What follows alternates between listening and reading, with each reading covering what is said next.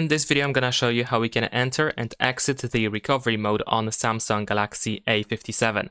So we will need to use a USB cable and also a computer or laptop. We will have to connect our phone to our computer or laptop, but not yet. First of all, we need to shut down our phone. So we're gonna go to the control center. In my case, I'm gonna use the control center. I'm gonna tap on this power button here in the upper right corner, and then we can turn off the phone. There we go.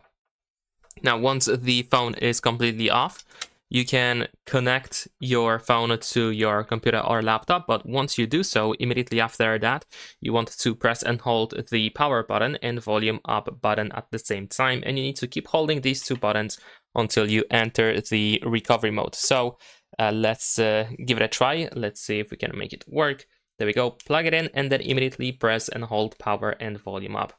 And now we're just gonna keep holding both of these buttons, and soon we should open the recovery mode. There we go. Now in here, in recovery mode, we just have to use volume buttons in order to go up and down in this menu. And then you confirm your selected option by using the power button.